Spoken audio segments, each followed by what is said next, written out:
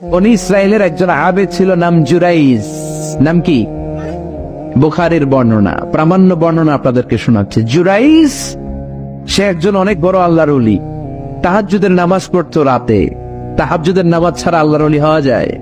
কথা বলে আমিনাল লাইলি ফাতাহাজ্জাদ বিহি নাফিলাতান লাকা আসা আন ইয়াবআসাকা রাব্বুকা মাকামাম মাহমুদা।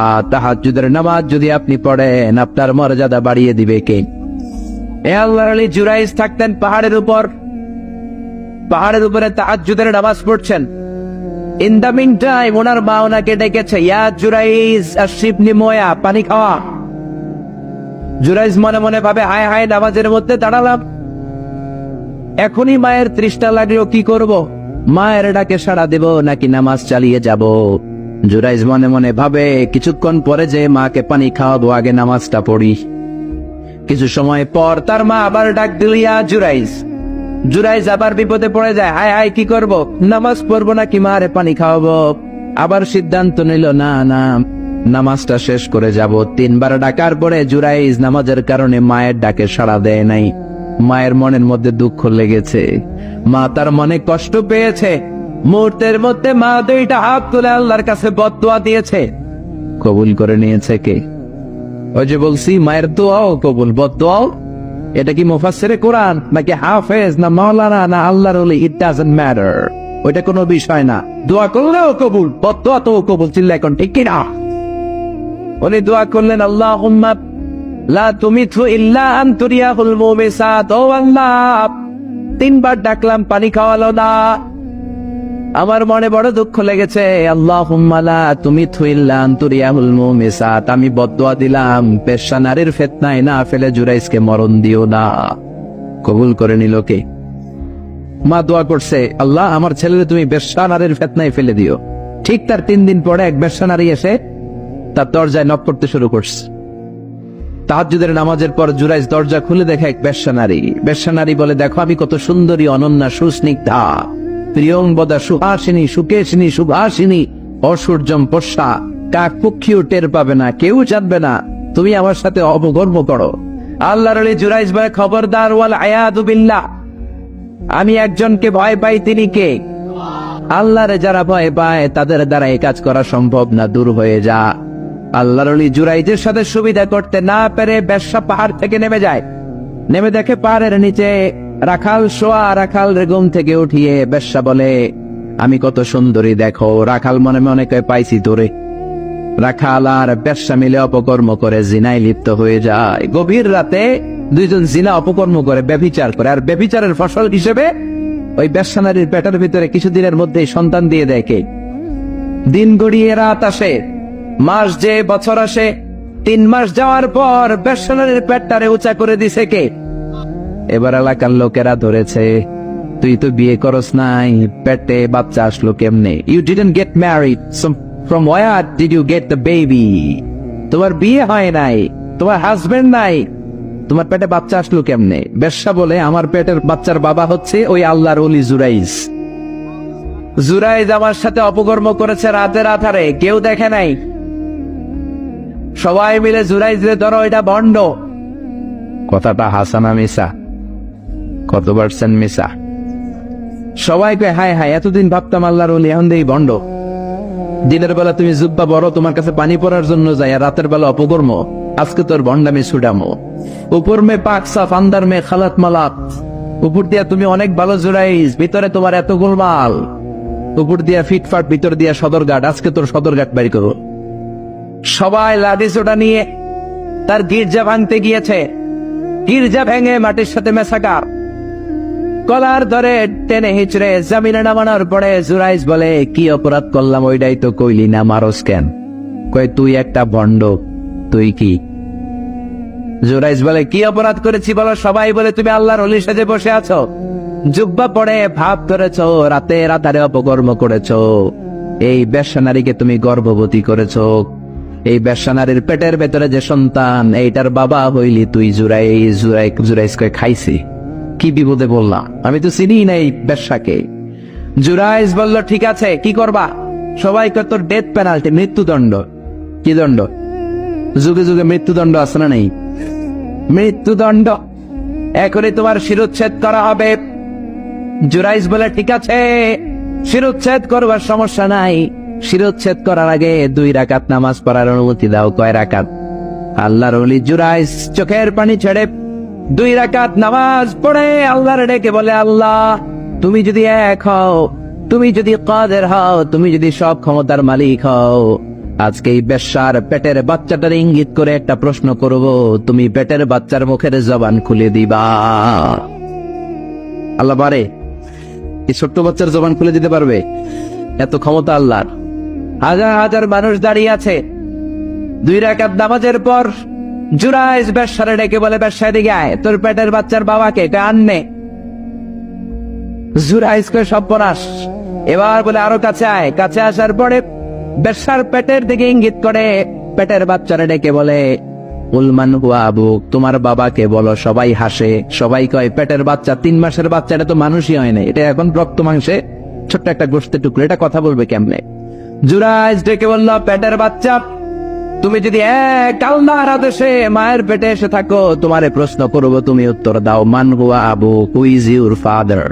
তোমার পিতাকে? হাজার হাজার মানুষকে তাজ্জব করে। বেশ্যার পেটের ভেতর থেকে মানুষের মতো আওয়াজ আসতে শুরু করলো। পেটের ভেতর থেকে ছোট্ট বাচ্চা বলে, আনতা ওয়াস্তাবি, আপনি আমার বাবা নন। ওই যে সিপাহি দাঁড়ায় আছে, আর রাই হুয়া আবি, ওই রাখাল হলো আমার বাবা। আল্লাহু আকবার। সবাই বলে, জুরাইজ তুমি তো ভণ্ড না, আসলে আল্লাহর ওলি, আমাদেরকে মাফ করে দাও, তোমার গির্জা আমরা স্বর্ণ দিয়ে বানায় দেব। জুরাইজ বলে, স্বর্ণ দিয়ে বানানোর দরকার নাই, মাটি দিয়ে বানায় দিলেই চলবে। ও মিয়া, এত বড় আল্লাহর ওলি, উনিও মায়ের বদদোয়া থেকে রেহাই পায় নাই। বুঝতে পেরেছেন? মায়ের বদদোয়ার কারণে অপদস্থ হওয়া লেগেছে। চিল্লায় বলেন ঠিক কি না? এজন্য কত বড় নেয়ামত যে আমাদের ঘরে আছে আমরা নিজেরা চিনি না। হাতিয়া দিবেন আগে আম্মারে দিবেন, বেতন পেলে আগে মায়ের হাতে দিবেন, বাবার হাতে দিবেন, আপনার জীবনটারে উজালা করে দিবে কে? কি রহমত, কি বরকত, কি নেয়ামত ঘরে রেখেছে আল্লাহ, আমরা চিনলাম না। ঠিক কিনা? বিশ্বনবীর মসজিদ নববীর প্রথম মিম্বারে পা রেখে আওয়াজ করে বললেন আমিন। দ্বিতীয় মিম্বারে পা রেখে আওয়াজ করে বললেন আমিন। তৃতীয় মিম্বারে পা রেখে আওয়াজ করে বললেন আমিন। সাহাবারা বললেন, ও নবী, 3 বার কেন আমিন বললেন? বুঝি নাই। বিশ্বনবী বললেন, প্রথম মিম্বারে যখন পা রেখেছি, জিব্রাইল এসে বলেছে, রমজান পাওয়ার পরেও ইবাদত করে যে গুনাহ মাফ করতে পারে নাই, তার উপর আল্লাহর লানত। আমি বিশ্বনবী বলে দিয়েছি আমিন। দ্বিতীয় মিম্বারে পা রেখেছি, জিব্রাইল এসে বলেছে,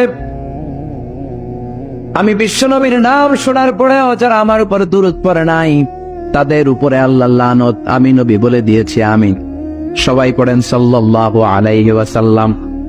3 নাম্বার মিম্বারে পা রাখার পরে জিব্রাইল এসে বলে, মা বাবা একজনকে কিংবা 2 জনকে বার্ধক্যে উপনীত পাওয়া অবস্থায়, বয়স্ক অবস্থায়, পাওয়া অবস্থায় মা বাবার খেদমত করে যারা জান্নাত কামাতে পারে নাই, তাদের উপর আল্লাহর লানত। আমি বলেছি আমিন।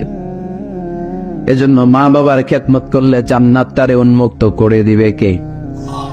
বিশ্বনবী বললেন, মা বাবা 2 জনের সাথেই ভালো আচরণ করবা, বিশেষ করে মায়ের সাথে। কার সাথে? এক সাহাবী বললেন, বুখারীর বর্ণনা, মান আহাক্কু বিহুসনি সাহাবাতি ইয়া রাসূলুল্লাহ, সবচেয়ে বেশি ভালো আচরণ কার সাথে করব? বিশ্বনবী বললেন, উম্মুক, মায়ের সাথে। তারপরে বললেন মায়ের সাথে, তারপরে বললেন মায়ের সাথে, 3 বার বললেন মায়ের সাথে। আরেক বর্ণনা এসেছে 4 বার বললেন মায়ের সাথে, 5ম বারে বললেন তোমার পিতার সাথে। বাবার চেয়ে মায়ের মর্যাদা বেশি না কম? আল্লাহ বললেন, বাবার চেয়ে মায়ের মর্যাদা অনেক বেশি। তার কারণ হলো, মা যে কষ্ট সহ্য করেছে, বাবা ওইটা করে নাই। ঠিক কিনা? হামালাতহু উম্মুহু, বাবা তোমারে পেটে ধরে নাই, পেটে ধরেছে কে? 2 নম্বরে বললেন ওয়াহানান আলা ওয়াহান, বোঝার পরের বোঝা, যন্ত্রণার পরের যন্ত্রণা 10 মাস 10 দিন বাবা সহ্য করে নাই, করেছে কে? 3 নম্বরে বললেন ওয়াফিসালুহু ফি আমাইন, 2 বছর বাবা দুধ খাওয়াই নাই, দুধ খাওয়ালো কে? 2 বছর আপনি দুধ খাইছেন, তার মানে কত লিটার দুধ আপনি খেয়েছেন, কত গ্যালন, কত গ্লাস দুধ আপনি খেয়েছেন, কোনো হিসাব আছে? বিশ্বনবী দওয়াত দিয়ে বললেন, লাউ কাতাআতা জিলদাক, জিলদ মানে কি? চামড়া, লাউ কাতাআতা জিলদাক, তোমার চামড়াগুলো কেটে রোদে শুকিয়ে যদি মায়ের পায়ের 2টা জুতা বানিয়ে দাও, ওই যে ছোট্টবেলায় 1 ঢোক দুধ তুমি খেয়েছিলা, ওই একটা ঢোক দুধের শোধ আদায় হবে নাকি? মায়ের একেদার দুধের দাম, কাটিয়া গায়ের চাম, পাপস বানাইলে ঋণের শোধ হবে না, এমন দরদি ভাবে কেউ হবে না আমার মা গো। ঠিক কিনা? মায়ের দুধের শোধ আদায় হবে? জোরে বলেন, আদায় হবে, আদায় হবে। যেদিন আমাদেরকে জন্ম দিলেন কতটা কষ্ট সহ্য করেছেন, মনোযোগ দিয়ে শোনেন। মেডিকেল সায়েন্টিস্টরা বলে কোন সুস্থ মানুষ তার দেহে 45 ইউনিটের বেশি ব্যথা সহ্য করতে পারে না। একজন তাজা সুস্থ মানুষ তার দেহে 45 ইউনিট পেইন একবারে সহ্য করতে পারে। ব্যথার মাত্রা যদি 45 ইউনিটের বেশি হয়, লোকটা হয় বেহুশ নয় মরে যাবে। আমার আর আপনার মা আমাদেরকে জন্ম দিতে যে 57 ইউনিটেরও বেশি ব্যথা সহ্য করেছেন, 57 ইউনিট প্লাস। কেন ইমাজিন, এটা কি কল্পনা করতে পারেন? কল্পনা করতে পারেন? 57 ইউনিটেরও বেশি যে ব্যথাটা কোনো অ্যাক্সিডেন্টে আপনার দেহের 20টা হাড়টি একসাথে ভেঙে গেলে যত ব্যথা, তার চেয়েও বেশি ব্যথা। চিল্লা এখন আল্লাহু আকবার। এজন্য আল্লাহ ডেকে বললেন, খবরদার মায়ের সাথে বেয়াদবি করো না। মায়ের সাথে বেয়াদবি করলে তোমার কোনো আমল কাজে আসবে না। বিশ্বনবীর জলিল কদর সাহাবার নাম ছিল আলকামা। কি নাম? আরো জোরে বলেন, কি নাম? আলকামা অসুস্থ, ইন্তেকাল করবে, মুমূর্ষ, কিন্তু মুখ দিয়ে কালেমা বেরোয় না। তার আত্মীয় স্বজন সবাই মিলে তার সামনে কালিমা পড়ে, কিন্তু কালিমা বেরোয় না। 3 দিন বিছানায় পড়া। কয়দিন? বিশ্বনবী বলেছেন, লাকিনু মাউতাকুম লা ইলাহা ইল্লাল্লাহ, তোমরা তোমাদের মুমূর্ষ মৃত রোগীদের সামনে বসে লা ইলাহা পড়ো। কি পড়ো? কিন্তু বললেন না লা ইলাহা পড়েন, লা ইলাহা পড়েন। অনেকে মারা যাবে, দাদা মারা যাবে, চাচা মরে যাবে, বিছানায় পড়া, কানের সামনে যায়, ঠিক লা ইলাহা পড়েন, লা ইলাহা পড়েন। এরকম জোরাজুরি করবেন না, তার রূহ বেরোচ্ছে, এমনি তো একটা জ্বালা। আবার যদি আপনি চাপাচাপি করেন, সে যদি বলবে শোনা পড়ুন না, ঝামেলা আছে না নাই? এজন্য বিশ্বনবী বললেন, জোরাজুরি করো না, কানের সামনে যে আস্তে আস্তে তার সামনে যে পড়তে শুরু করে দাও, লা ইলাহা লা ইলাহা লা ইলাহা ইল্লাল্লাহু মুহাম্মাদুর রাসূলুল্লাহ। লাকিনু মাউতাকুম লা ইলাহা ইল্লাল্লাহ, তোমাদের মৃতদের সামনে যে, মুমূর্ষদের সামনে যে কালিমার তালকিন দাও। আলকামা নামক সাহাবীর মুখ দিয়ে কালিমা বেরোয় না।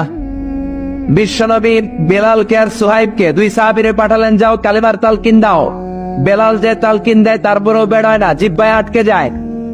বিশ্বনবী আলকামার বিবিরে ডেকে পাঠালেন। আলকামার বিবি আসার পরে বিশ্বনবী বললেন, ও আলকামার বিবি, আলকামা কেমন ছিল?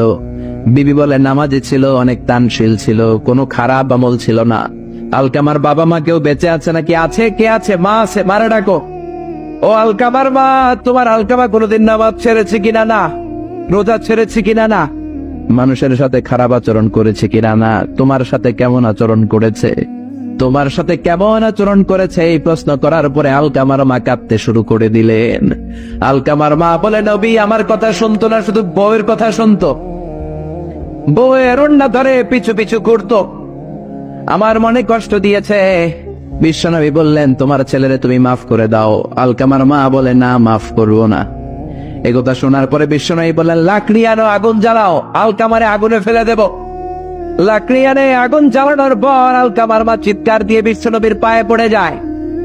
বিশ্বনবীর ডেকে বলে, নবী গো, আপনার 2টা পায়ে ধরি, আমার কলিজার টুকরা আলকামারে আগুনে ফেলবেন না।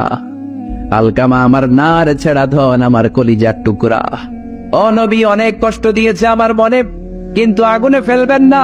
আগুনে ফেলার জন্য ওরে আমি পেটে ধরি নাই, আগুনে ফেলানোর জন্য ওরে আমি মানুষ করি নাই। ও নবী, আমার আলকামারে আগুনে পড়বেন না, জান জান, আমি আমার আলকামারে মাফ করে দিলাম।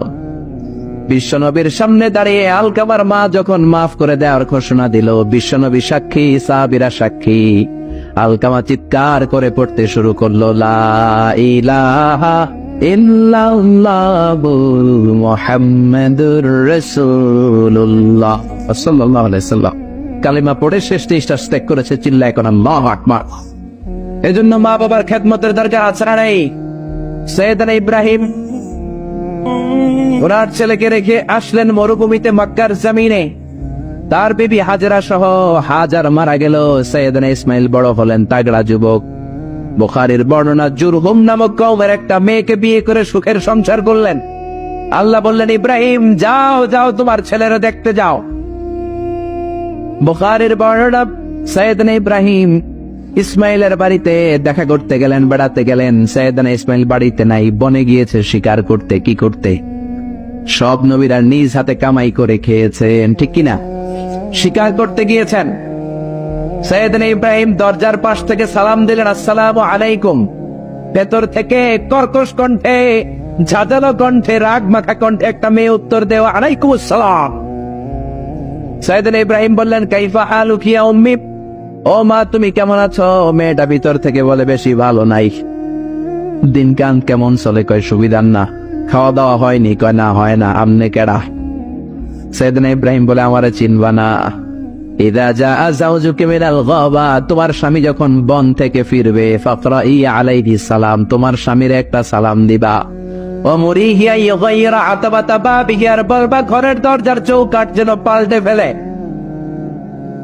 চলে গেলেন। বিকেল বেলা সৈয়দনা ইসমাইল চলে আসলেন। আসার পরে বিবি বলে, একটা বুড়া আইছিল। বুড়া? কে আইছিল? সৈয়দনা ইসমাইল বলে, বুড়া আসবে কোত্থেকে? কেন এসেছে? কি জন্য এসেছে? কি বলেছে? তার স্ত্রী বলতে লাগলো, আপনারে সালাম দিয়েছে। ওয়ালাইকুম আসসালাম। আর বলেছে আপনি যেন ঘরের দরজার চৌকাঠ যেন পাল্টে ফেলেন। এই কথা বলার সাথে সাথে সৈয়দনা ইসমাইল ভয় পেয়ে গেলেন, লাফ দিয়ে উঠলেন। কি? ঘরের দরজার চৌকাঠ পাল্টে ফেলতে বলেছে ওই বয়স্ক লোক? ও মিয়া, চোর চিনে চোরের সিগন্যাল, পুলিশ চিনে পুলিশের সিগন্যাল, আর নবী চিনে নবীর। উনি নবী, বাবাও নবী। বাবা ইব্রাহিমের সিগন্যাল বুঝে ফেলেছে। চিৎকার দিয়ে বলে, ও কপাল পুল্লি, তুই কপাল পুল্লি। নিজের কপালে নিজে কুড়াল মারলি। যারে বুড়া বইলা গালি দিলি, বুড়া না, তোর শ্বশুর, আমার বাবা ইব্রাহিম খলিল। আমার বাবা যেই কথাটা বলে গিয়েছে, কথাটা তো সুবিধার না। এটার গ্রিন সিগন্যাল না, রেড সিগন্যাল। আমার বাবা বলেছে তোরে যেন আমি তালাক দেই, আমি যেন তোরে ডিভোর্স দেই। কেন? বের হয়ে যা। ডিভোর্স দিয়ে দিলাম। আপনার আব্বাও যদি রাগ করে রাখে, পোলা তোর বউরে ডিভোর্স দিয়ে দিবেন নাকি? আবার দিয়ে দিয়েন না। আপনার বাবাও বাবা, ইসমাইলের বাবা ইব্রাহিমও। উনি সাধারণ বাবা নন, আল্লাহর পক্ষ থেকে ওহিবে উনি কথা বলেন। আপনার বাবাও যদি রাগ করে বলে, ও বাবা তোর বউরে তালাক দিয়েন না, কি করবেন? সংলাপ করবেন, সমঝোতা করবেন। আমাদের দুই নেত্রী সংলাপ করে না তো কি হইছে? আমরা ঘরে করবো, ঘরে ঘরে আমরা সংলাপ সমঝোতা করবো। চিল্লা এখন, ঠিক কিনা? মিটিং করবেন, মিলাইয়া দিবেন। ইসলাম বলে মিলাইয়া দাও, লাগাইয়া দিও না। কিছু লোক আছে লাগাইয়া দেয়, আছে না নাই? দুইজন ঝগড়া করে মিলাইয়া দেন, আপনার মর্যাদা বাড়িয়ে দিবে কে? আগুন ধরলে আপনারা কি দিয়া নিবান? অনেকে ওটার মধ্যে তেল ঢালে, আছে না নাই? আর একটু জ্বলুক, আর একটু লাগুক, ভালোই লাগে, আছে না নাই? বিশ্বনবী মিলাই দিতেন, লাগাই দিতেন না। আপনি মিলাই দিবেন, আল্লাহ আপনার মর্যাদা বাড়ায় দিবে। আপনার বাবা যদি বলে তোর বিবিরে তালাক দে, বাবারেও বুঝান, বউরেও বুঝান। আরে তালাক তো অনেক পরের কথা। আমরা ইসলামের দেয়া তালাকের সিস্টেম মেনে চললে বাংলাদেশের ডিভোর্স রেট কমে যাবে, কোনো তালাকই হবে না, ঠিক কি না? ইসলাম পঞ্চম স্টেপে তালাক দিতে বলেছে, ফিফথ স্টেপ। ফার্স্ট স্টেপ হচ্ছে ফাইদুহুন্না, ওয়াইফ কথা শুনে না, কক্সবাজার ঘুরতে নিয়ে যাও, কথা শুনবে। সুবহানাল্লাহ পড়ে। কথা শুনে না, যমুনা ফিউচার পার্কে নিয়ে যাবা, বসুন্ধরা শপিং কমপ্লেক্স থেকে দামি শাড়ি কিনে দেবা, আউটিং এ যাবা, হ্যাং আউট করবা, কথা শুনবে, ঠিক কিনা? বিশ্বনবী বললেন, রিফকাম বিল কাওয়ারির, নারীদের মন নরম, তাদের সাথে নরম ভাবে কথা বলতে হবে, গরম হইলেই ঝামেলা, ঠিক কিনা? তাহলে কথা না শুনলে প্রথমে আল্লাহ বললেন ফাইদুহুন্না, ওয়াজ করো, বেড়াতে নিয়ে যাও। এইটাতেও কাজ হয় না, 2 নম্বরে বললেন ওয়াহজুরুহুন্না ফিল মাদাজে, বিছনা আলাদা করো, তারে এক রুমে ঘুমাতে দাও, তুমি আরেক রুমে ঘুমাবা। এই বিচ্ছেদে হয়তো তার মনের মধ্যে হেদায়েত চলে আসবে, এইটাতেও কাজ হয় না। 3 নাম্বার স্টেপ, ওয়াত্রিবুহুন্না, শাসন করো। অনেকে ওয়াত্রিবুহুন্নার ব্যাখ্যা করে পিটাও, না, বিশ্বনবী তার একটা বিবিরও পিটায় নাই, ঠিক কিনা? অত্রিবহুন্না মানে শাসন করো, একটু করা হও। যদিও শাব্দিক অর্থ পিটাও, কিন্তু এখানে পিটানোর অর্থ নেওয়া যাবে না। এর ব্যাখ্যা কি হবে? ব্যাখ্যা করতে যে মুফাসসিররা হয়রান হয়ে গিয়েছে। কোন মুফাসসির বলে ছোট্ট কাঠি দিয়া পিটাইবেন, এই কথা হলস না কেন? 2টা বাচ্চা হয়ে গেছে, এত সুখের সংসার কত করলাম, কত সুন্দর সংসার করলাম, এখন সংসারটা ভেঙে গেলে আমার হবে কি? তুই আমার কৈতরি, তুই আমার টুনটুনি, তুই আমার পরাণের পরাণ, এরকম বইলে লাঠি দিয়ে আস্তে আস্তে বাড়ি দিবে। অনেক মুফাসসির বলেছে না মেসওয়াক দিয়ে বাড়ি দিবেন, অনেক মুফাসসির কয় না কোল বালিশ দিয়ে পিটাইবেন, যাতে হাত পা না ভাঙে। ঠিক কি না? তাহলে ওয়াজ করলেন শোনে না, বিছানা আলাদা করলেন শোনে না, তারপরে তাদেরকে একটু কড়া হন, শাসন করেন, তা তো শোনে না। তারপরে কোরআন বলল ফাবাআসু হাকামাম মিন আহলিহি হাকামাম মিন আহলিহা, শ্বশুর পক্ষের লোকেরা, ওই পক্ষের লোকেরা, মুরব্বীরা বসে মিলমিশ করে দেওয়ার চেষ্টা করবে, তাতেও শোনে না। 4টা শেষ, এরপরে 5ম নাম্বারে তালাক, তাও একবারে 3 তালাক দেওয়া যাবে না। তালাক 2 ধরনের, তালাক সুন্নি, তালাক বিদআই। একটা হচ্ছে সুন্নতি তালাক, আর একটা হচ্ছে বেদাতি তালাক। বেদাত তালাক মানে রাগের মাথায় একসাথে 3 তালাক, 5 তালাক, এগুলো আছে না নাই? না, এগুলো করা যাবে না। তালাক সুন্নি হচ্ছে আপনার বউয়ের যখন পিরিয়ড হয় না, আপনার বউ ক্লিন পরিচ্ছন্ন, তখন 1 তালাক দিবেন। কারণ ওই তালাক দেওয়ার পরেও তার প্রতি ভালোবাসা জাগলে আবার মেলামেশার সুযোগ আছে না নাই? 1 মাস সুযোগ আছে, ফিরে আনতে পারবে, কথা শোনে না? 2য় মাসে আবার আরেকটা তালাক দিবেন, আরো 1 মাস সুযোগ, কয় মাস? তারপরে 3য় মাসে যখন আরেক তালাক দিয়ে দিলেন, আত-তালাকাল বাঈন আল বাইনুনা, কমপ্লিট ডিভোর্স, আর এই বউয়ের কাছে যাওয়া যাবে। এই সিস্টেম একটার পর একটা যদি আপনি মানেন, তালাক হবে। কথা কর, আরে প্রথম ধাক্কায় কক্সবাজারে গেলেই তো আবার শান্তির সংসার শুরু হয়ে যাবে। ঠিক কি না? এজন্য ধাপে ধাপে ওমরে ফারুকের জামানায় এক লোক তার স্ত্রীকে 100 তালাক দিছে। বউ এসে পিছাতেছে, আমার জামাই আমার 100 তালাক দিছে। 100 তালাক দিছে, নিয়ে আসো তোমার হাজবেন্ডে। নিয়ে আসা হলো, কিরে কয় তালাক দিছিস? কয় 100। কি লেগে দিছিস? দিবি 3টা। দিছিস 100টা, কারণ কি? কয় মেজাজ গরম আছিল। ওমরে ফারুক বলে দাঁড়া, বিচার করে দিচ্ছে, 3 তালাকে তোর বউ তালাক, বাকি 97 তালাক তোর পিঠের উপরে পড়বে। এরকম নিয়ম যদি বাংলাদেশে থাকে, উল্টা পাল্টা তালাক হবে। জোরে বলে। এজন্য আপনার বাবা ও বাবা ইসমাইলের বাবা ইব্রাহিম, সৈয়দনা ইব্রাহিম বললেন তালাক দাও, ইসমাইল তালাক দিয়ে দিলেন। ঘটনা মনে আছে তো, না ভুলে গেছেন? তালাক দিয়ে দিলেন, নতুন বিয়ে করলেন। 3 বছর পর আবার সৈয়দনা ইব্রাহিম দেখা করতে আসলেন। আজকেও সৈয়দনা ইসমাইল বাড়িতে নাই, বনে গিয়েছে শিকার করার জন্য। আজকেও সৈয়দনা ইব্রাহিম এসে সালাম দিল, আসসালামু আলাইকুম। আজকে জাদুমাখা কণ্ঠে, মধুমাখা কণ্ঠে, সুরেলা কণ্ঠে একটা মেয়ে উত্তর দিল, ওয়া আলাইকুমুস সালাম। জিজ্ঞেস করলো কাইফা হালুক ইয়া উম্মি, মা কেমন আছো? মেয়ে কয় আলহামদুলিল্লাহ আলা কুল্লি হাল, সব সময় আমরা ভালো আছি। সুবহানাল্লাহ বলবেন না? দিনকাল কেমন যায়? কয় খুব ভালো। খাবার দাবার? কয় খুব ভালো। আপনি কে? আমার চিনবা না? মেয়ে বলে আপনারা আমি চিনতে চাই। এই মরুভূমিতে কেউ কোনোদিন আমাদের খবর নেয় না। কে আপনি? মুরব্বী বাজান, দয়ালু মানুষ, আমাদের খোঁজ খবর নেয়ার জন্য এসেছেন। বাইরে রোদ্রের মধ্যে দাঁড়িয়ে আছেন কেন? ভিতরে আসেন। সৈয়দনা ইব্রাহিম ঢুকতে চায় না, মেয়েটা জোরাজুরি শুরু করেছে।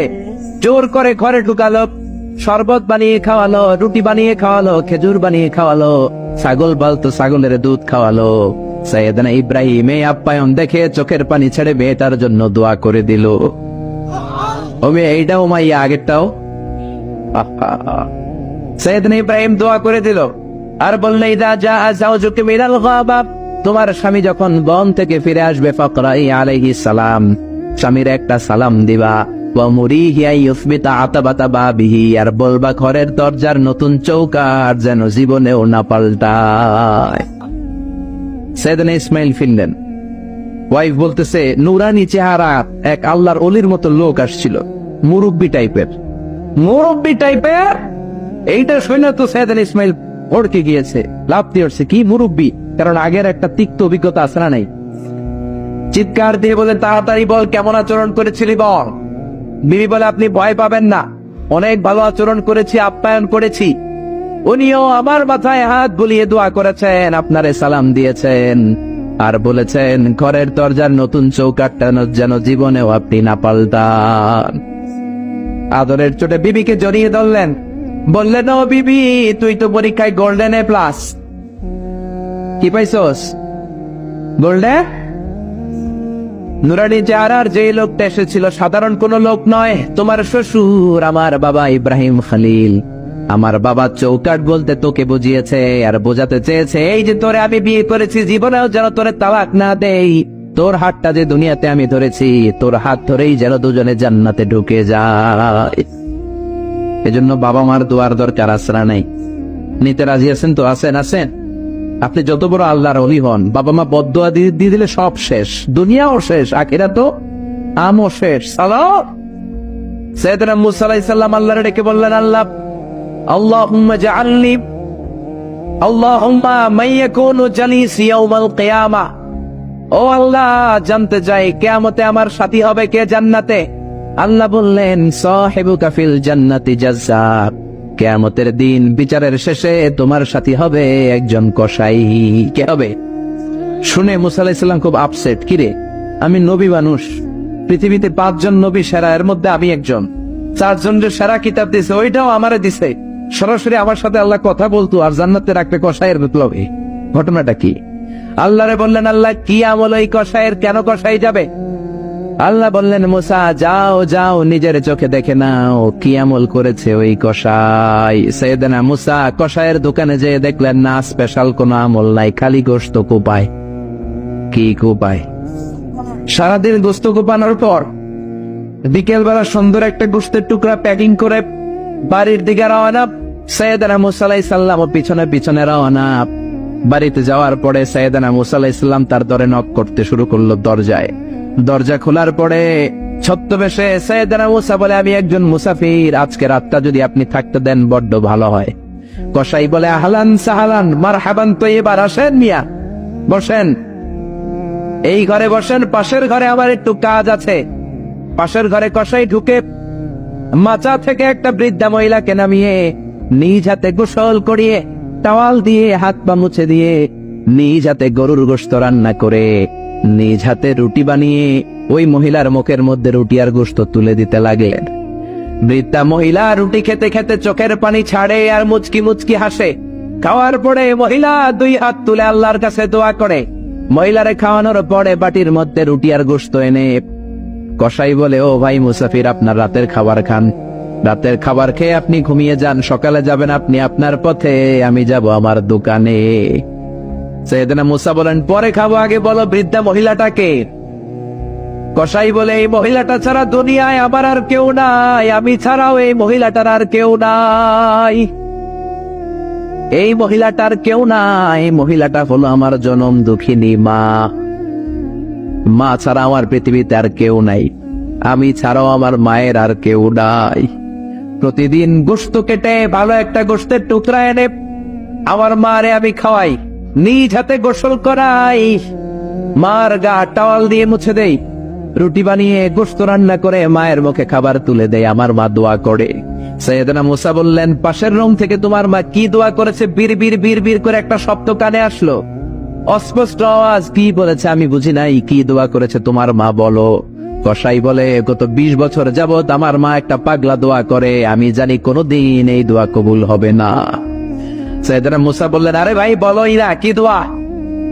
কসাই বলে, আমার মা আমার উপর খুশি হয়ে প্রতিদিন খাওয়ার পরে হাত তুলে আঁচল পেতে আল্লাহরে ডেকে বলে, আল্লাহ আল্লাহুম্মা জাআল ইবনি জালিসা মুসা ইয়াউমাল কিয়ামা। ও আল্লাহ, শুনেছি এই জামানার বনি ইসরায়েলের সবচেয়ে বড় পয়গম্বর মুসা কালিম, উনি নাকি সবচেয়ে বড় নবী। আমার ছেলের খেদমতে আমি এত খুশি, আমার ছেলের উপরে এত সন্তুষ্ট আমি আমার ছেলের জন্য দোয়া করলাম। এই জামানার বড় পয়গম্বর মুসা যখন কিয়ামতের দিন বিচার শেষে জান্নাতে যাবে, আমার কসাই ছেলেরে তুমি ওই নবী মুসার সাথে জান্নাতে ঢুকাইয়া দিবা। কবুল করে নিছে কে? মুসা আলাইহিস সালাম মনে মনে বললেন, আরে কানেকশন তো এই জায়গায়, কানেকশন তো আসল জায়গায়। সাইয়েদনা আদম আলাইহিস সালাম, হাওয়া আলাইহিস সালাম জান্নাতের ভেতরে যখন উলঙ্গ হয়ে গেল, লজ্জাস্থান ঢাকার জন্য জান্নাতের বিভিন্ন গাছের দিকে দৌড়ায়, দৌড়িয়ে দৌড়িয়ে যেই গাছের পাতা দিয়ে তারা সেদিন লজ্জাস্থান ডেকেছিল, ওই গাছের নাম ছিল 3 গাছ। কি গাছ? ওই 3-এর কসম কোরআনে কেটেছে কে? সেজন্য আল্লাহ বললেন ওয়াত্তিনি ওয়াজ্জাইতুনি ওয়া তুরি সিনিনা ওয়া হাযাল বালাদিল আমিন। সুবহানাল্লাহ পড়ে। তিনের কসম, জাইতুনের কসম। জাইতুন মানে জলপাই। আওয়াজ করে বলতে হবে। জাইতুন অর্থ খাইছেন? জলপাইয়ের আচার খাই না আমরা? জাইতুন মানে জলপাই, ইংরেজিতে বলে অলিভ। তবে আমাদের জলপাই আর আরব দেশের জলপাই একটু গুণগত পার্থক্য আছে। আরব দেশের জলপাই একটু ছোট হয়, আমাদের গুলা সাইজে বড় হয়। আরব দেশের জলপাই একসাথে অনেকগুলা খাওয়া যায়, আর আমাদের দেশের জলপাই আবার 2-3টার বেশি খাওয়া যায় না, অনেক টক না। এই 7টা জলপাই আর একটা 3, এই মিক্স রেশিওতে যদি আপনি রেগুলার খান, আপনার বার্ধক্য রোধ হবে, আপনার স্বাস্থ্য ভালো থাকবে। আলহামদুলিল্লাহ পড়েন। এই জাইতুন গাছগুলো আরব দেশে হিল ট্র্যাক্টস, পাহাড়ি এরিয়াতে হয়, 100 বছর বেঁচে থাকে। বিশ্বনবী বলেছেন কুলু যাইতা ওয়াত্তাহিনু ফাইন্নাহা মিন শাজারাতিন মুবারাকা। বিশ্বনবী বললেন জাইতুনের তেল খাও, জাইতুনের তেল গায়ের মধ্যে দাও, জাইতুনের তেল মালিশ করো। জাইতুনের ভেতরে বরকত ঢুকায় দিয়েছে কে? জাইতুনের তেল দাড়িতে চুলে মালিশ করলে দাড়ি চুল সহজে পাকে না। বিশ্বনবী সব সময় দাড়িতে চুলে জাইতুন মাখতেন। আমি নিজেও মাখি প্রতিদিন, আপনারাও মাখবেন। বাজারে পাওয়া যায়, যে বলবেন অলিভ অয়েল, কি বলবেন? অলিভ অয়েল বললে আপনাকে দিবে। স্পেনের, মেড ইন স্পেন, এদের অলিভ অয়েল ভালো। ফিলিস্তিনের যে অরিজিনাল অলিভ অয়েল, এটা ভালো, এটা খাওয়া যায়। তাম্বুতু বিদ্যুকুনি ওয়া সিবগিন লিল আকিলিন, এটার অনেক কাজ, খাওয়াও যায়, মালিশও করা যায়, জাইতুনের ডাল ভেঙে মেসওয়াকও করা যায়। সুবহানাল্লাহ পড়েন। বিশ্বনবী বললেন নি'মাস সিওয়াকিয়া জাইতুন, জাইতুনের মেসওয়াক কতই না ভালো। ফাইন্নাহা সিওয়াকি ওয়া সিওয়াকুল আমবিয়াই মিন ক্বাবলি, কেননা আমি বিশ্বনবী নিজে জাইতুনের ডাল ভেঙে মেসওয়াক করি, আমার আগে লক্ষাধিক নবীরা সবাই জাইতুনের ডাল দিয়ে মেসওয়াক করেছে। সুবহানাল্লাহ পড়ে। আপনার দেহের ব্যাড কোলেস্টেরলের লেভেল কমে যাবে যদি জাইতুন আপনি খান। দাড়িতে মাখবেন, চুলে মাখবেন। আবার সালাদের মধ্যেও জাইতুনের তেল দিয়ে খাওয়া যায়, যদি এক্সট্রা ভার্জিন হয়। লেস দেন 1% অ্যাসিড দিয়ে এটাকে পিউরিফাইং করলে এটার বলে এক্সট্রা ভার্জিন। এরপর আরেকটা আছে ভার্জিন, 2% অ্যাসিড দিয়ে পিউরিফাইং করে। 3-4-5% অ্যাসিড দিয়ে পিউরিফাইং করলে ওটার বলে রিফাইন্ড পিওর, ওটা গায়ে মালিশ করবে। বরকত আছে না নাই? এজন্য এই দুইটার কসম কোরআনে কেটেছে কে? এরপরে রব্বুল আলামিন বলেন ওয়া তুরি সিনিন,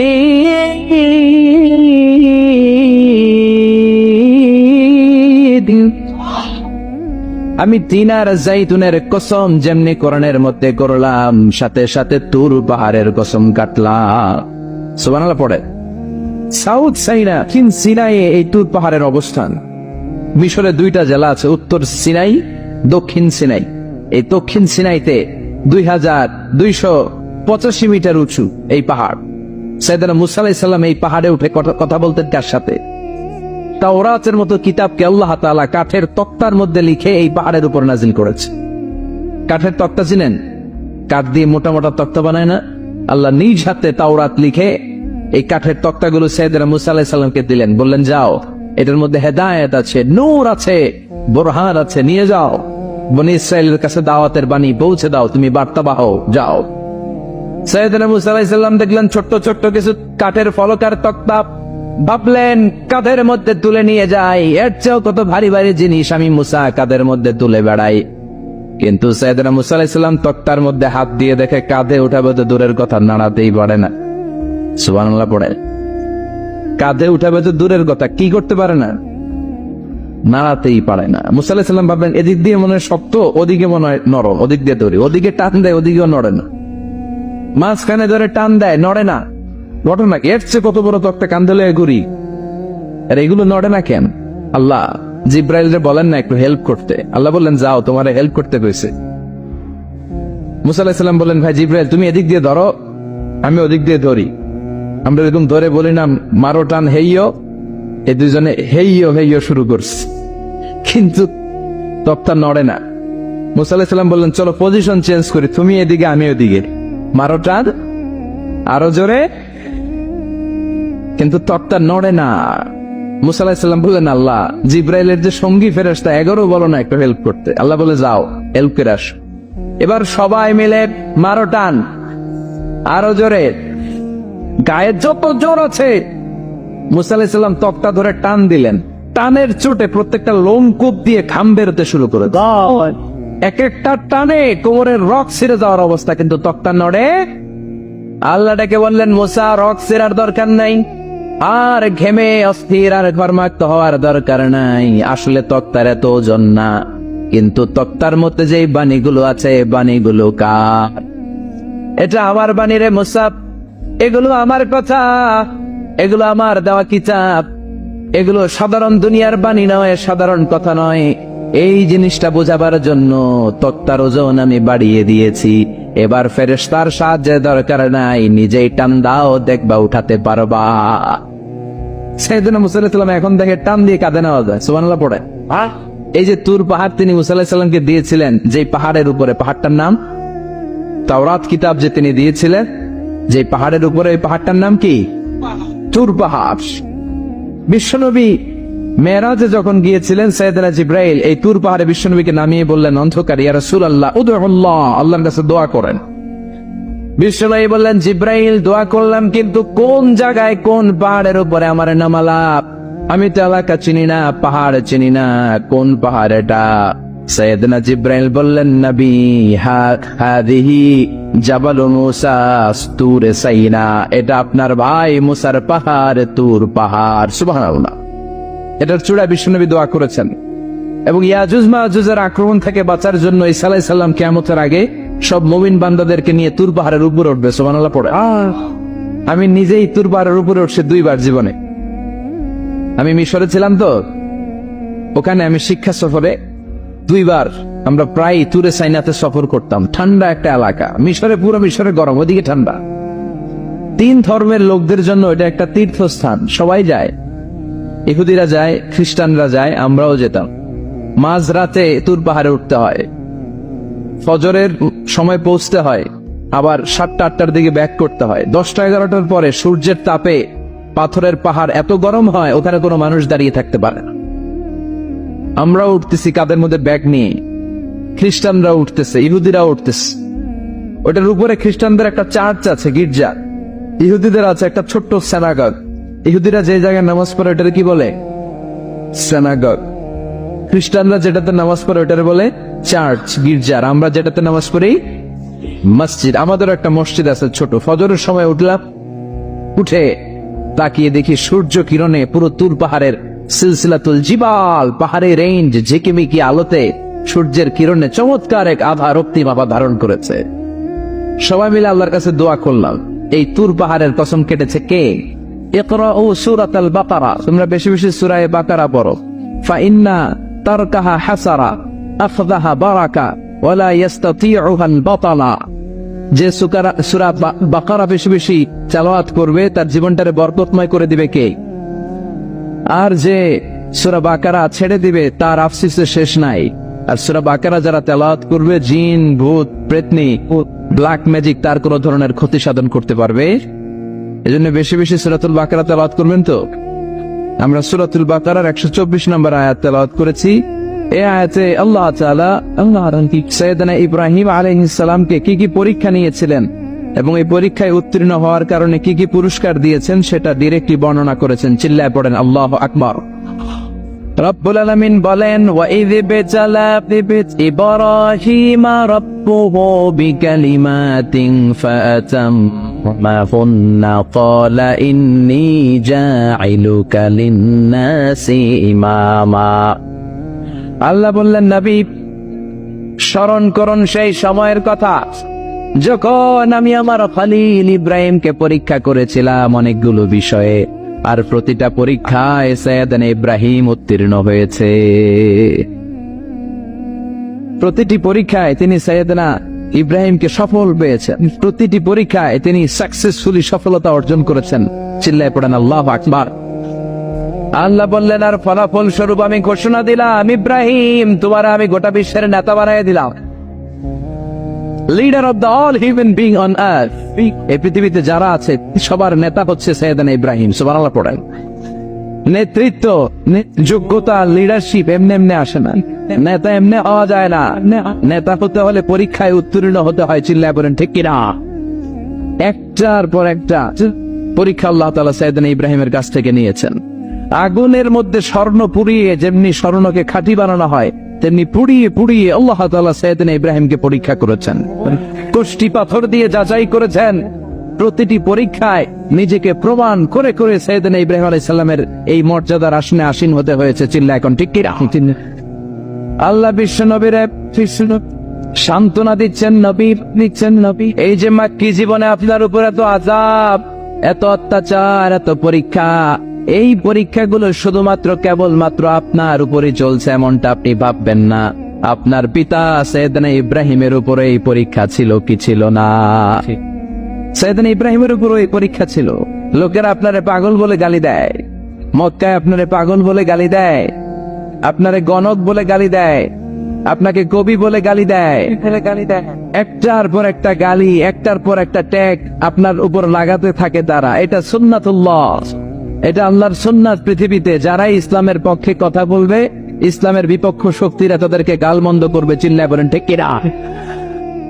বিশ্বনবীকে যেমনি গালমন্দ করতো, এখনো এই গালমন্দ আসরা নাই, তবে গালি দেওয়ার ভার্সন চেঞ্জ হয়েছে। কথা গড, বিশ্বনবীরে বলতো কবি, বিশ্বনবীরে বলতো গণক, বিশ্বনবীকে বলতো পাগল, কিন্তু এখন আমগরে ডাক দেয় কাঠমোল্লা বলে, এখন আমাদেরকে গালি দেয় রাজাকার বলে, এখন আমাদেরকে গালি দেয় যুদ্ধাপরাধী বলে। গালি কিন্তু ঠিকই আছে, কিন্তু গালি মিস নাই। আপনি কোরআনের কথা বলবেন আর আপনি গালি শুনবেন না, আপনার পুরো জীবনে কোনো ঝুঁকি আসবে না। সবাই আপনারে হাততালি দিবে আর রেড কার্পেট রিসেপশন দিবে, এটা হবে না। চিল্লায় বলেন ঠিক কিনা? মক্কার জামিনে যখন বিশ্বনবী দাওয়াত দিয়েছেন, এমন কোন অত্যাচার নাই যেটা বিশ্বনবীর উপর হয় নাই। বিশ্বনবীকে পিটানো হয়েছে, বিশ্বনবীর গায়ে পাথর মারা হয়েছে। 3 বছর বিশ্বনবী শিয়াবে আবি তালেবের জেলখানায় বন্দী থেকেছে। এজন্য জেল, জরিমানা, অত্যাচার, ফাঁসি, এগুলোকে মুমিন থোড়াই কেয়ার করে। চিল্লায় বলেন ঠিক কিনা? মুমিন জানে আল্লাহর দেওয়া ওয়াদা, ওয়ালা তাহিনু ওয়ালা তাহজানু ওয়া আনতুমুল আ'লাউনা ইন কুনতুম মুমিনিন। আল্লাহ বলে ভয় পেও না, never lose hope, never be frustrated. আশাহত হও না, আশা ছেড়ে দিও না, বিজয় তোমাদেরই হবে যদি তোমরা মুমিন হতে পারো। তবে ইমানটা হতে হবে পাকা ইমান, যে ইমান প্রয়োজনে বারুদের মতো জ্বলে ওঠে। চিল্লায় বলেন ঠিক কিনা? যে ইমানে প্রয়োজনে জ্বলে ওঠে না, যে ইমান সত্য ন্যায়ের কথা বলে না, যে ইমানে প্রয়োজনে জ্বলে ওঠে না, যে ইমান সত্য ন্যায়ের কথা বলে না, যে ইমান ময়দানে নাই, যে ইমান বাস্তবে নাই, মুখে শুধু ফাঁকা বলি, কি করে তারে বলো ইমান বলি, কি করে তারে বলো ইমানে বলি, কি করে তারে বলো ইমানে বলি। ঠিক কি রাখ? যে ইমান দিন কায়েমের আন্দোলনের ধার ধারে না তারে, যে ইমান লেবাসধারী কোরআন হাদিস তাও পড়ে না, যে ইমান খাজার নামে মাজার গড়ে ফলস কামায়, যে ইমান শিরকিয়াতের আমল করে ভীত না হয়, যে ইমান ইমানে বলে নাস্তিকতার মঞ্চে ওঠে, যে ইমান বাতি মতের দোসর হয়ে ফায়দা লুটে, যে ইমান শুধুই কেবল খায় দায় আনন্দ করে, যে ইমান দেখে না যে ফিলিস্তিনে ভাইরা মরে, যে ইমান বাস্তবে নাই, যে ইমান অন্তরে নাই, মুখে শুধু ফাঁকা বলি, কি করে তারে বলো ইমানে বলি, কি করে তারে বলো ইমানে বলি, কি করে তারে বলো ইমানে বলি। চিল্লায় বলেন ঠিক কিনা? রব্বুল আলামিন বলেন ওয়াত-তিনি ওয়াজ-যাইতুনি ওয়া তুরি সিনিন ওয়া হাযাল বালাদিল আমিন। তিনের কসম, যাইতুনের কসম, তুর পাহাড়ের কসম, আর এই নিরাপদ শহরের কসম। এই নিরাপদ শহর দ্বারা উদ্দেশ্য হচ্ছে মক্কাতুল মুকাররমা। নিরাপদ শহর দ্বারা কোন শহর উদ্দেশ্য? মক্কা, যে মক্কার আগের নাম ছিল বাক্কা। মক্কার আগের নাম সবাই বলেন বাক্কা। মক্কার নামে আল্লাহ কোরআন একটা সূরা দিয়েছে, সূরার নাম সূরাতুল বালাদ। লা উকসিমু বিহাযাল বালাদ ওয়া আনতা হিল্লুম বিহাযাল বালাদ। সুবহানাল্লাহ পড়ে। আবার এই শহরের নাম দিলেন আল্লাহ উম্মুল কুরা, জনপদ সমূহের মা। এই শহরের মধ্যে যারাই প্রবেশ করবে নিরাপত্তা দিবে কে? আবার এই শহরের মাঝখানে আল্লাহ এমন একটা ঘর তৈরি করেছে, গোটা বিশ্বের সব মুসলমান ওই ঘরের দিকে মাথা নুইয়ে সিজদায় লুটিয়ে পড়ে। সুবহানাল্লাহ পড়েন। ইন্না আউওয়ালা বাইতি উদিআ লিন-নাস লাল্লাযী বিবাক্কাতা মুবারাক। এই কাবা ঘরকে কেন্দ্র করে প্রতিদিন 120টা রহমত নাজিল হয়। চিল্লায় বলেন তো কয়টা? 60টা রহমত যারা তাওয়াফ করে তাদের জন্য। 40 লিল মুসাল্লিন, 40টা রহমত যারা নামাজ পড়ে তাদের জন্য। 60 আর 40 কত? বাকি আছে কয়টা? ওয়ালা 20 লিন-নাযিরিনা ইলাল কাবা। বাকি 20টা রহমত যারা তাওয়াফও করে না, নামাজও পড়ে না, শুধু কাবার দিকে তাকিয়ে থাকে। সুবহানাল্লাহ পড়েন। আবার কাবার 4টা কর্নার আছে, একটা কর্নারের ভেতরে একটা পাথর আছে, এটাকে বলে ব্ল্যাক স্টোন কর্নার, হাজরে আসওয়াদের পাথর। এই পাথরে যেই চুমো দেয়, পাথর ওই চুমোদানকারীর জীবনের সব গুনাহ টেনে শুষে সব নিয়ে যায়। কিয়ামতের দিন আল্লাহ হাজরে আসওয়াদের 2টা ঠোঁট দিবেন, 2টা চোখ দিবেন, আর দাঁড় করিয়ে দিবেন। আল্লাহর সামনে দাঁড়িয়ে দাঁড়িয়ে হাজরে আসওয়াদ সুপারিশ করবে, আল্লাহর কাছে বলবে, আল্লাহ এই লোকটা আমারে চুমু দিয়েছে, তার জন্য জাহান্নামের আগুন হারাম করে দাও। এই হাজরে আসওয়াদ পাথরের জন্য আমরা চুমু দিতে পারি, আল্লাহ তৌফিক দাও। জোরে পড়েন আমিন। এই নিরাপদ শহরের কসম, শহরটার নাম মক্কা। চিল্লায় বলেন শহরটার নাম। এটার মাঝখানে একটা ঘর আছে, আল কাবা আল মুশাররাফা। লক্ষ লক্ষ মানুষ এই কাবা কেন্দ্রিক প্রতিদিন ছুটতে থাকে। আল্লাহ বলেছেন এটা মাসাবাতাল লিন-নাস, মানুষের মিলন কেন্দ্র। লক্ষ লক্ষ মানুষ এই কাবাকে ঘিরে নামাজ পড়ে। প্রতিটা জুমার দিন 10 লাখেরও মোর দেন 1 মিলিয়ন মুসল্লি কাবার চারদিকে জুমার সালাত আদায় করে। সুবহানাল্লাহ পড়েন। আজান হওয়া মাত্রই মৌমাছির মতো মানুষগুলো ছুটতে থাকে। কাবার আজান শুনেছেন? আল্লাহু আকবার, আল্লাহু আকবার, আল্লাহু আকবার, আল্লাহু